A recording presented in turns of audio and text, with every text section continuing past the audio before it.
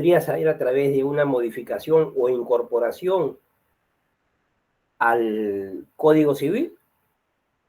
3, podría ser a través de una ley especial. 4, podría ser a través de una norma específica de la Superintendencia de Banca y Seguros, una circular que establezca un marco jurídico especial de responsabilidad civil por productos y servicios financieros defectuosos. Bueno, esos son los 4 temas siguientes. Antecedentes de trabajos, tesis, artículos, trabajo de investigación sobre ese tema. 2, pronunciarnos sobre la regulación. ¿La regulación va a ser beneficiosa o no va a ser beneficiosa? Y lógicamente una breve descripción, así hoy día en el Perú hay o no regulación. Regulación que contemple claramente la responsabilidad civil. Tercer punto, ¿qué países sí la contemplan y con qué leyes? Cuarto punto, si estamos de acuerdo con la regulación, se debería regular en una modificación a la Ley de Protección al Consumidor, en una modificación al Código Civil, en una ley especial o en una circular o norma especial de la Superintendencia de Banca y Seguros. Bueno, esa era la segunda parte del tema para el día de hoy. Me pidieron la prórroga y yo la he autorizado y está bien. Y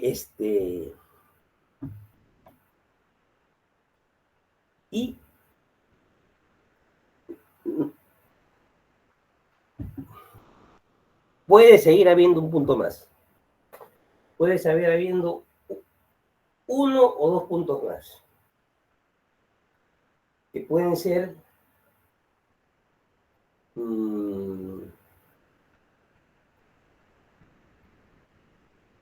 analizar específicamente el tema de la regulación, el tema de la responsabilidad civil por productos y financieros y servicios defectuosos, que ya se ha ido haciendo, pero que habría que reafirmar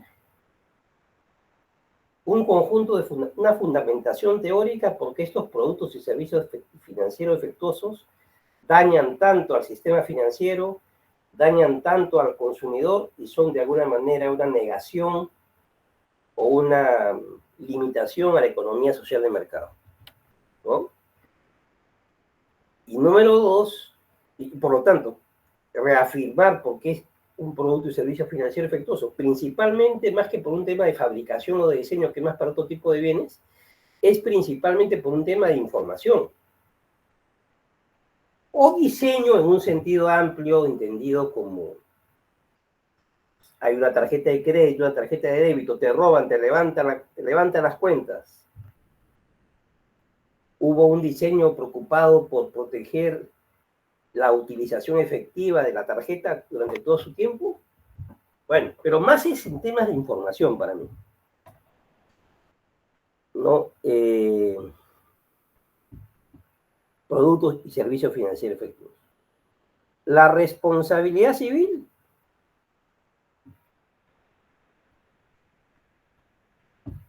como decimos, conforme a esta investigación que van a presentar el 30, dirán, si hay responsabilidad civil en el Perú en esa materia, no la hay.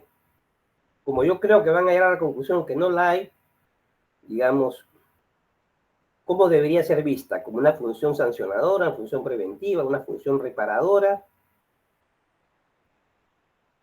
y que se expresa a través de multas, indemnizaciones, etc. Todo ese tipo de temas. Nada más. Y finalmente, ¿cómo ustedes creen que ese tema es un aporte indudable al derecho nacional?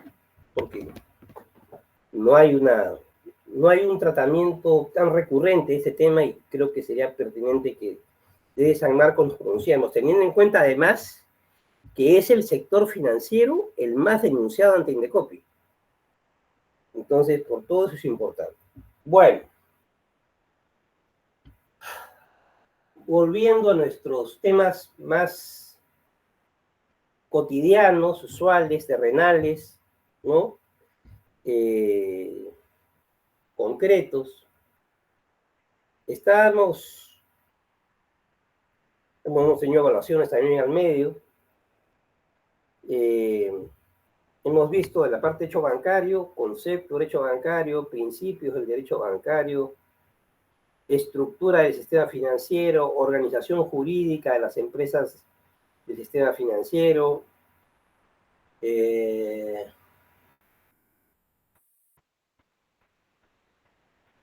secreto bancario, la relación entre el encaje y el fondo de seguro de depósito, la diferencia, el concepto de banca múltiple para comprender todas esas operaciones de depósitos, servicios y créditos.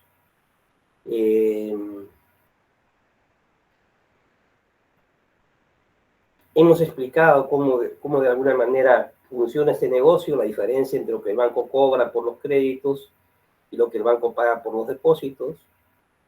Hemos visto el tema del capital social, un capital social mínimo, pero que en la práctica es mucho mayor. Hemos visto el tema de las operaciones bancarias,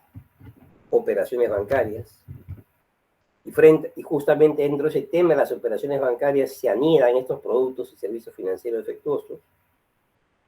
Hemos dicho que es fundamentalmente una manifestación financiera y contable el tratamiento de la operación bancaria, frente a un concepto más jurídico, que es el concepto contrato bancario, el acuerdo de voluntades para crear, regular, modificar o extinguir una operación de intermediación financiera.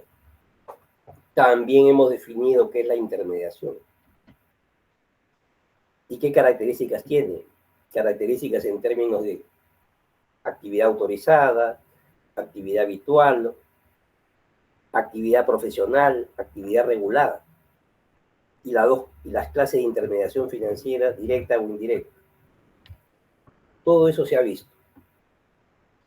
Hemos hablado de que existen operaciones y contratos financieros tradicionales en las operaciones, frente a operaciones activas, frente a operaciones pasivas, frente a operaciones de servicio. En las operaciones activas, el sobregiro, el crédito en cuenta corriente, el avance en cuenta corriente, el descuento, el crédito a sola firma, entre otros.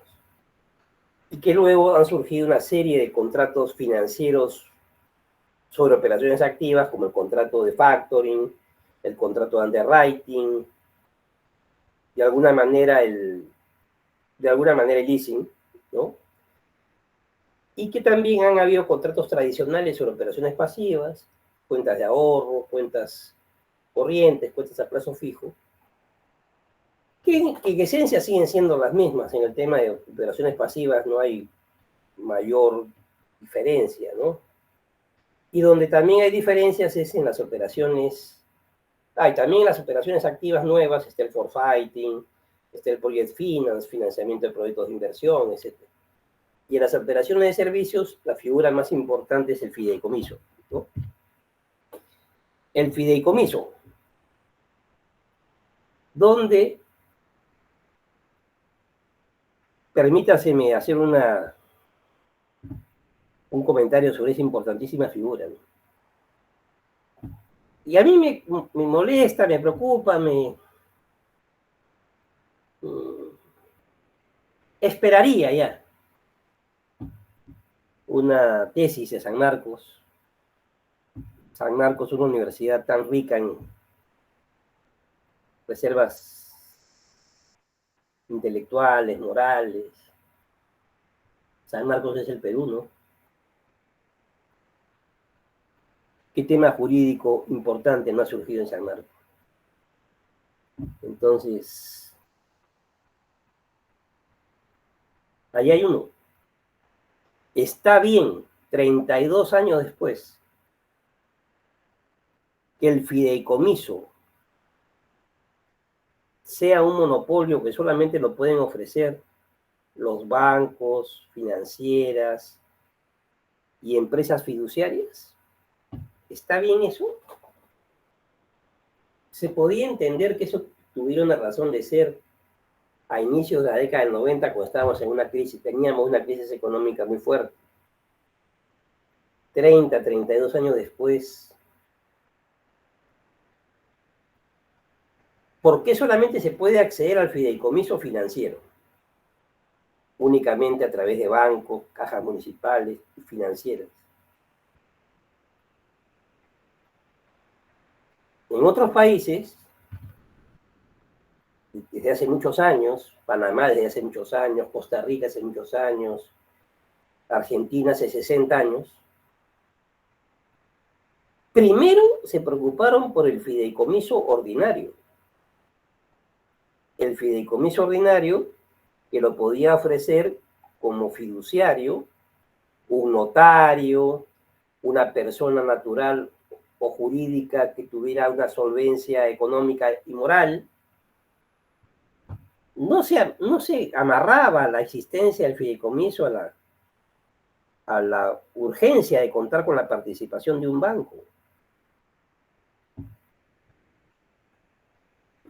Sin embargo, en el Perú no hay ninguna voluntad de modificar eso, ¿no? Que no es cuestionar el fideicomiso financiero. Está bien que existe el fideicomiso financiero, pero no podría existir un fideicomiso ordinario, un fideicomiso, llamémosle, no financiero, que lo pudieran ofrecer en empresas solventes, no pertenecientes al sistema financiero, personas naturales muy prósperas, con las debidas seguridades del caso. Yo creo que sí. Y a mí me gustaría mucho que algún estimado alumno de San Marcos cuestionara eso, ¿no? Cuestionara eso y lo tuviera como un tema de eventual una tesis, ¿no? En Argentina el fideicomiso ordinario existe de 1968. Y el fideicomiso financiero en Argentina recién apareció en el 95. O sea, el fideicomiso surgió en Argentina con el fideicomiso ordinario, regulado por el Código Civil. Y recién se creó el fideicomiso financiero en 1995. Bueno, ya. Más allá de eso, más allá de esa importante reflexión, no es una reflexión baladí, frívola, de forma, ¿no? Es una reflexión profunda, jurídica y social. ¿Por qué solamente un determinado grupo de empresas van a tener el monopolio de ofrecer fideicomiso en el Perú? ¿Por qué? ¿Por qué?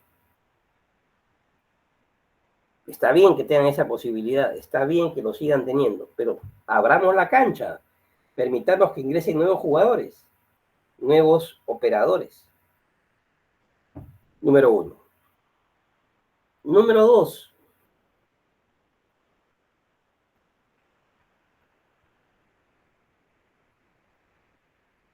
¿Qué es el fideicomiso? El fideicomiso genera varias reflexiones, varias ideas a la vez.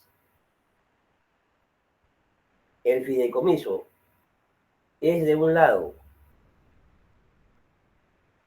una modalidad de acto jurídico, el llamado negocio jurídico fiduciario, un negocio jurídico basado en la confianza, un negocio jurídico en donde se administran patrimonios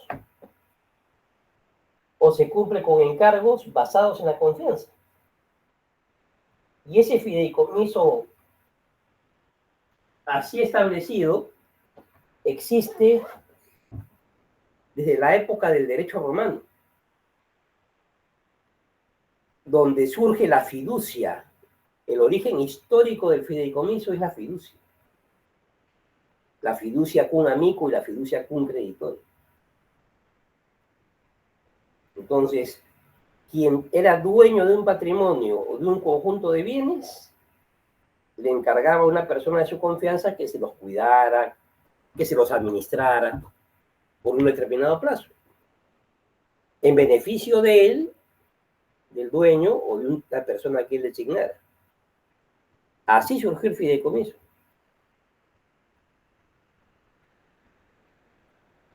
y un gran profesor de Derecho Civil, acto jurídico, personas de acto jurídico en Argentina, que es el profesor Santos Cifuentes, efectivamente dice que una de las clasificaciones de los negocios jurídicos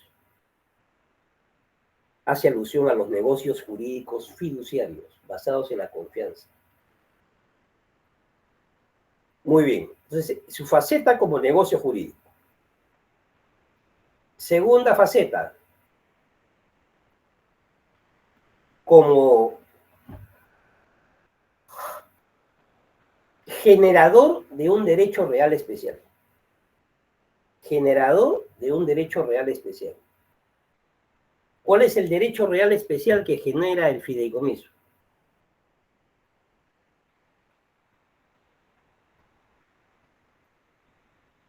El llamado dominio fiduciario. Me ha dado gusto poder entregar a mis alumnos de años menores, hace poco, copia de unos artículos, de un artículo que escribí yo hace 27 años, titulado Derechos Reales y Modernidad.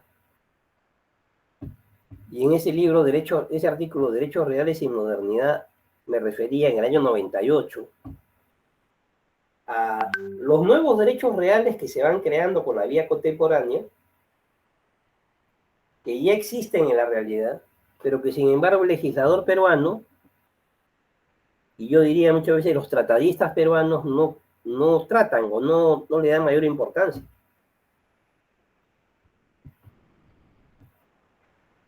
¿Y a cuáles me refiero?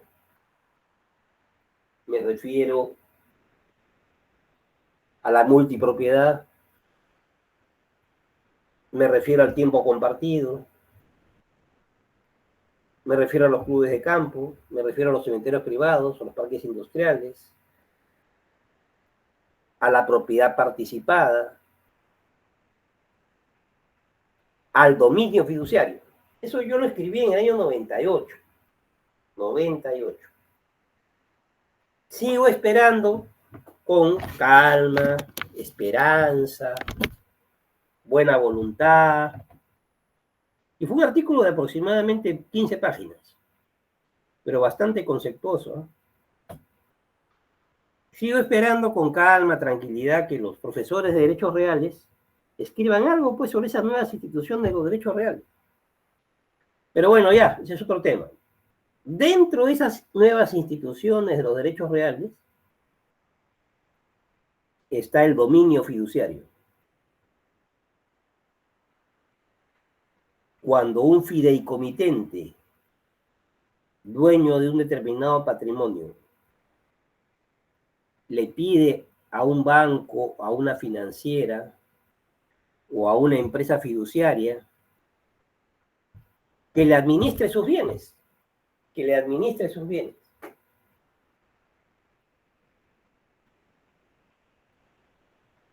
En su beneficio, en beneficio del fideicomitente, dueño de los bienes, o de un tercero llamado fideicomisario.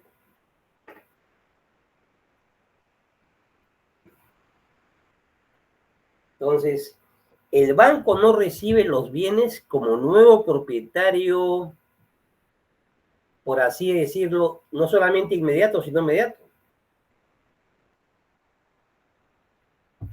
El banco va a tener un dominio, una tenencia de los bienes amparado en un contrato por 25 o 30 años. Pero nunca va a tener el donaire, la liberalidad, la plena facultad que otorga un derecho de propiedad. Si es un ilustre administrador de los bienes del fideicomitente y que debe conservar, mantener y aplicar conforme a las instrucciones del fideicomitente. No es un propietario en el sentido del 923 del Código Civil que puede usar, que puede usufructuar, que puede disponer, que puede transferir. Es otro tipo de derecho, un derecho real de dominio fiduciario, dominio fiduciario. Y ese derecho real de dominio fiduciario está clasificado de diferentes maneras, conforme a las clases del fideicomiso. Por ese fideicomiso o dominio fiduciario, se le puede encargar al banco administrar bienes. Encárgate de administrar, de conservar, de cobrar las rentas de este grupo de edificios, de mi propiedad. Encárgate de pagarle sus dividendos a los accionistas de nuestras empresas. Fideicomiso de administración. Pero también podría decir fideicomiso de inversión. A ver, te entrego este patrimonio integrado por bienes muebles, inmuebles, dinero en efectivo. Y con él,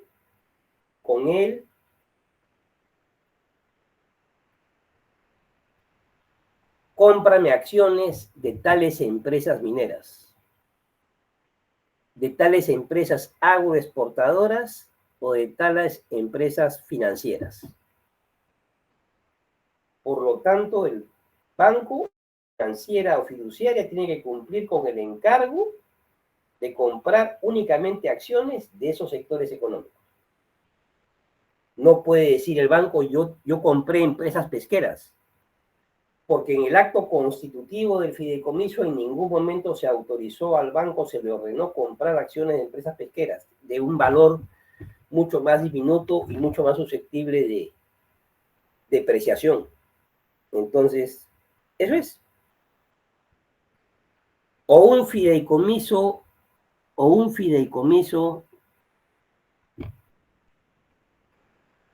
cultural en un país que es una de las grandes maravillas del mundo, como es el Perú, y hay mucha gente que no se da cuenta de eso. Tenemos un patrimonio histórico, cultural, étnico, muy variado, muy rico.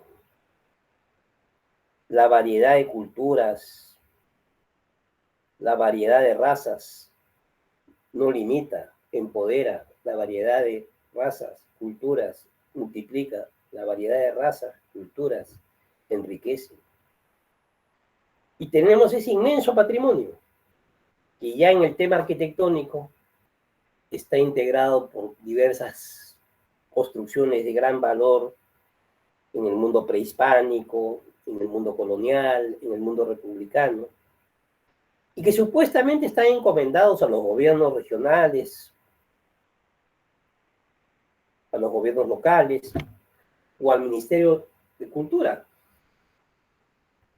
pero que no siempre cumplen con el trabajo adecuado en términos del cuidado y del mantenimiento de los bienes. Entre otras cosas, por problemas de orden presupuestal.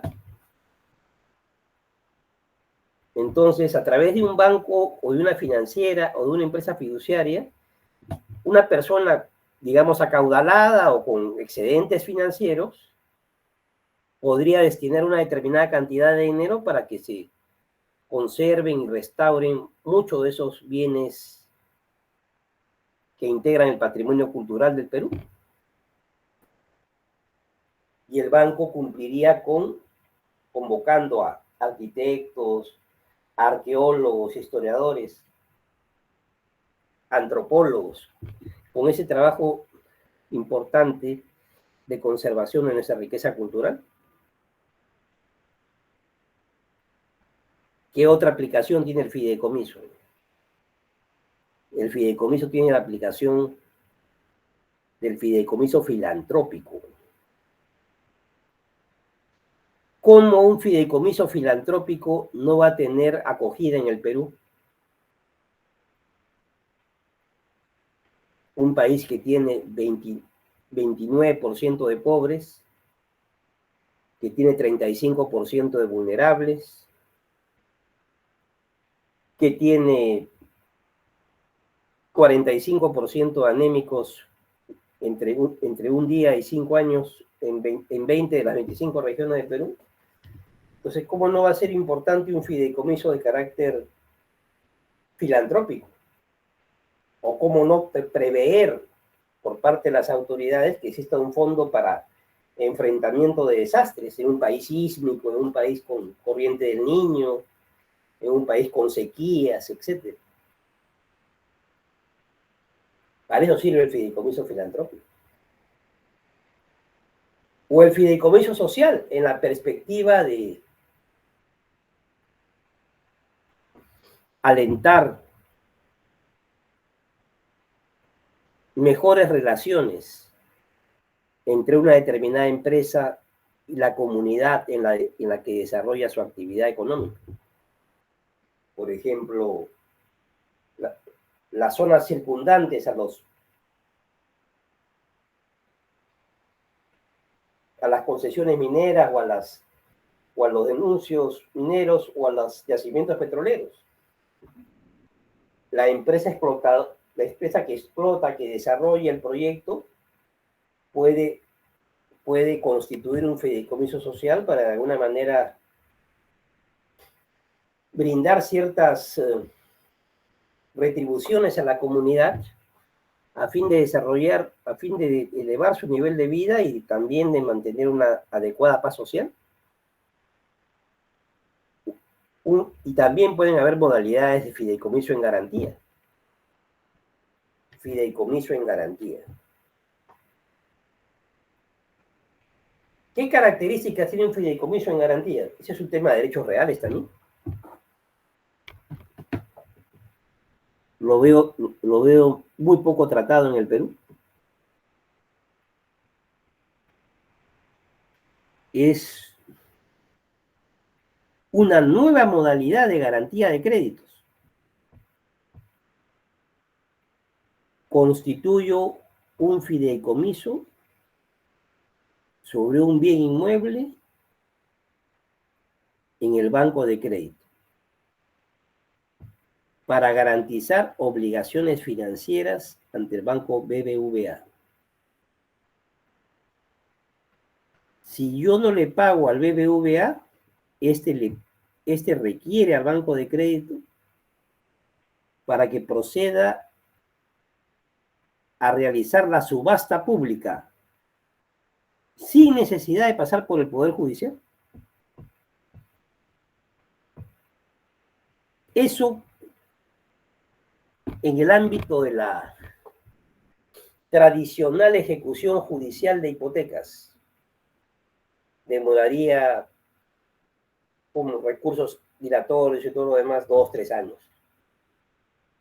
Con un fideicomiso en garantía eso se materializa en 1 mes, 2 meses. Con todas las garantías del caso en favor del deudor. Es lo que se llama la ejecución extrajudicial de las garantías. Y como esas clases de fideicomiso, el fideicomiso vitalicio, el fideicomiso público, el fideicomiso inmobiliario, el fideicomiso testamentario, etc.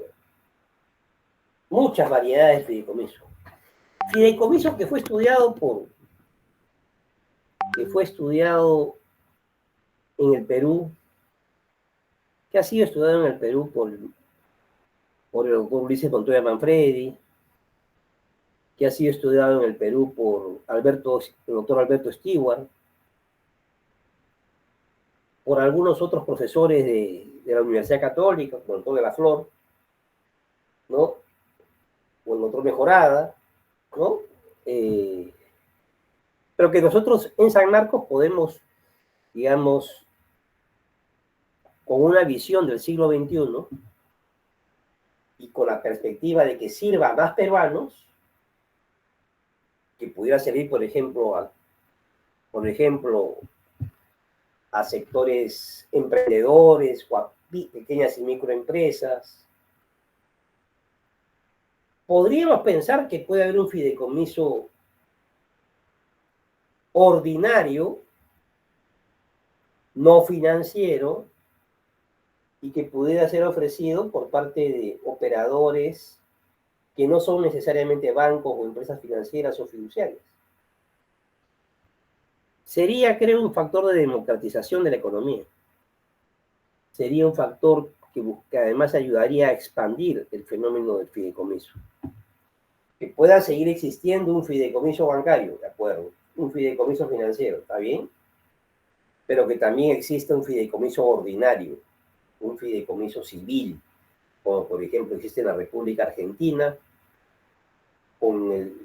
desde el año 1968, con la reforma al Código Civil promovida por el maestro argentino Yambías. Desde ahí existe el fideicomiso ordinario en Argentina.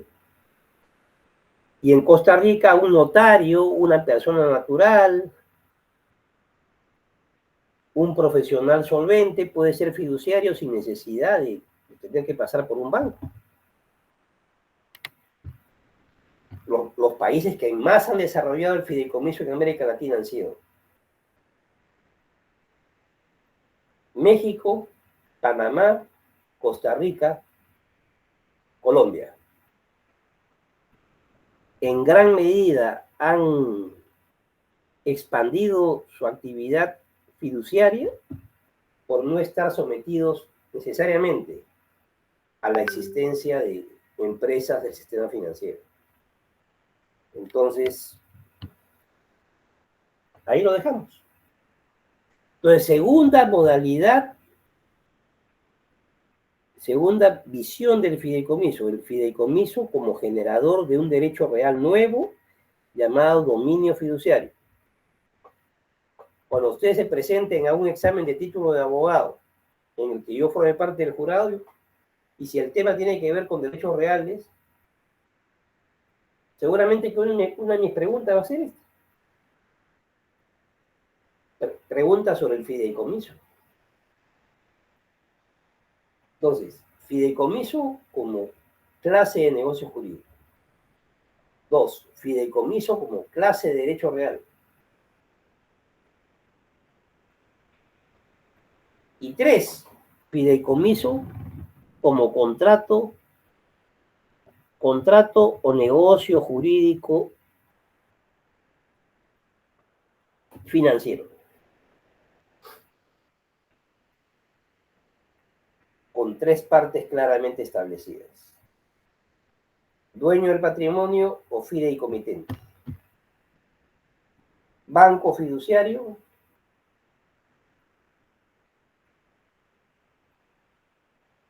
que va a administrar el patrimonio en beneficio del fideicomitente o de un tercero llamado fideicomisario o beneficiario. Ese fideicomiso financiero, ese contrato de fideicomiso, está indudablemente regulado por la Ley General del Sistema Financiero, implica el registro del contrato el registro del fideicomiso en registros públicos, el registro de fideicomiso en la central, en el registro de fideicomiso de la Superintendencia de Banca y Seguros. Es un acto jurídico solemne, es un acto jurídico formal que consta por escritura pública.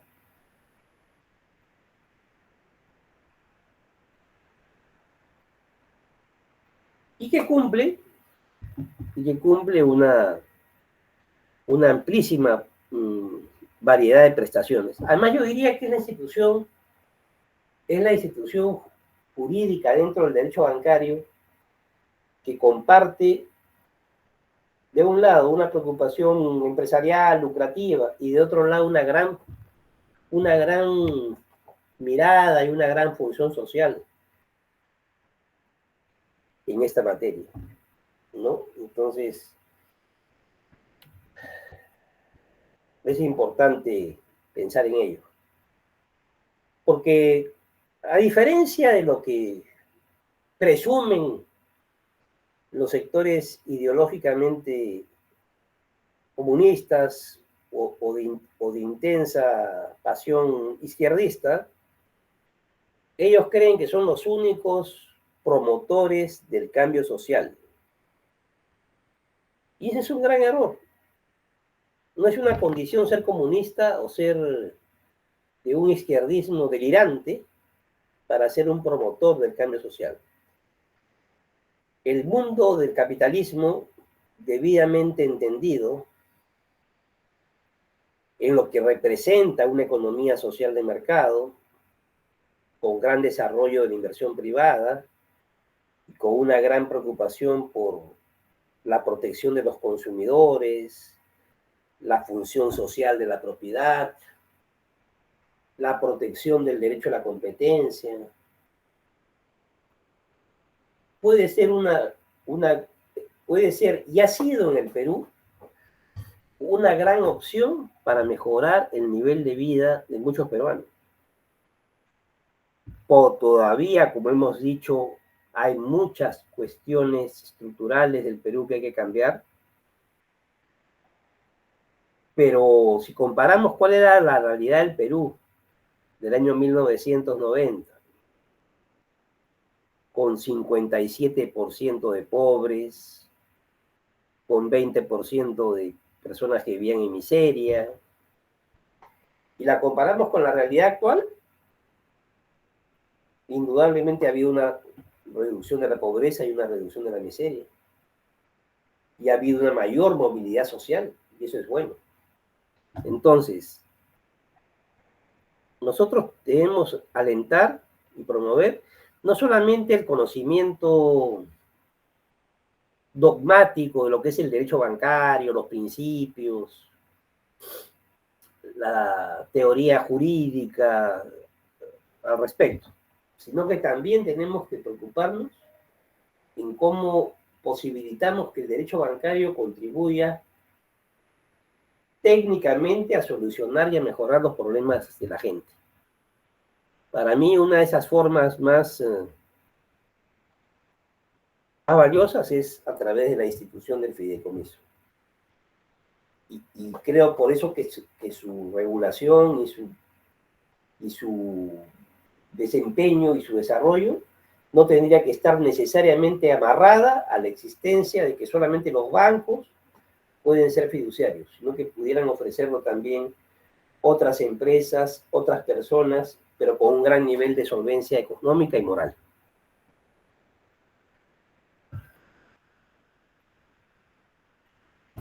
De la misma manera, la importancia del underwriting o emisión y colocación de valores mobiliarios. Sabemos lo que representa una sociedad anónima abierta, una sociedad que busca colocar su capital en la bolsa y de esa manera constituirse con el aporte de los inversionistas o aumentar su capital mediante el aporte de los inversionistas. Pues bien, una empresa bancaria underwriter se encarga de colocar las acciones representativas del capital social de una empresa que tiene un proyecto muy grande de desarrollo, pero que de repente le falta el capital que han considerado necesario para desarrollar ese emprendimiento. Entonces se colocan las acciones en el mercado, lógicamente estamos hablando seguramente de proyectos muy importantes, muy bien estructurados, con muy buenos empresarios, y se puede generar una corriente favorable a la constitución vía oferta pública. No solamente la oferta privada, donde los organizadores convocan a personas de su confianza con dinero, sino la oferta pública para incorporar inversionistas que están dispuestos a adquirir acciones de proyectos empresariales rigurosos y bien establecidos. Entonces, el banco se va a convertir eventualmente, inclusive no solamente en colocador de las acciones, sino que el banco podría adquirir las acciones por un determinado tiempo. por un plazo no mayor de 18 meses, al término del cual tendría que vender las acciones de esa empresa que no es financiera. Una empresa no financiera que ayudó a constituir, pero como se dedica a la actividad de intermediación financiera, no puede permanecer de manera permanente como accionista. Entonces tiene que vender tiene que vender su capital accionario a otros inversionistas. Pero ya ayudó a la constitución de una sociedad anónima abierta importante. En eso consiste el underwriting. Y la importancia del forfeiting como un contrato financiero que ayuda a favorecer operaciones de cobranza internacional, títulos valores vinculados a operaciones mercantiles, en donde los bancos, a través de su larga cadena de bancos corresponsales y filiales, pueden perfectamente encomendar esa gestión de cobranza internacional a personas con las que se encuentra vinculado. Entonces, o el Project Finance, el financiamiento, una empresa de un contrato que ayuda a financiar proyectos de inversión. El banco ayuda a financiar proyectos de inversión bien concebidos, proyectos de inversión muchas veces para el desarrollo de infraestructura, y eso permite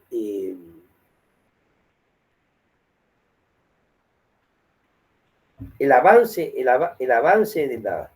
de los proyectos, el avance en la infraestructura y el pago que realiza el cliente o la empresa se va a ir desarrollando conforme al nivel de flujos o de ingresos que vaya teniendo la empresa con el desarrollo de su actividad empresarial. O sea, no son cuotas fijas.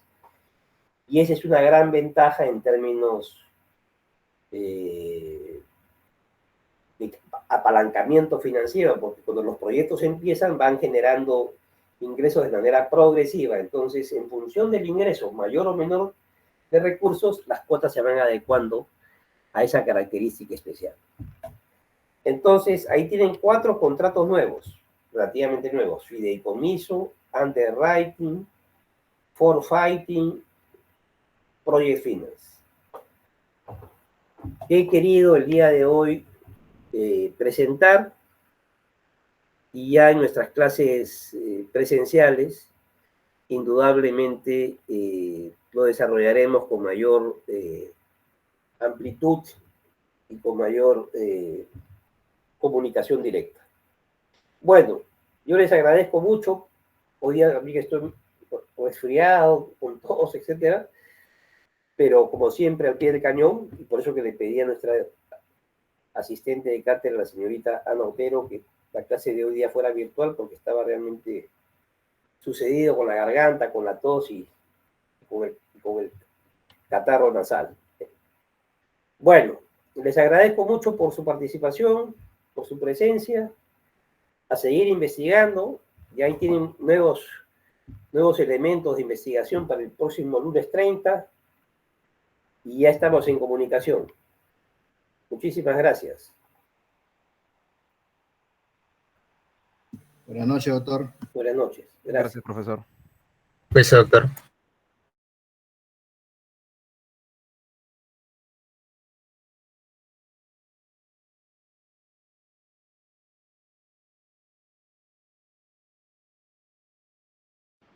Gracias, doctor. Buenas noches.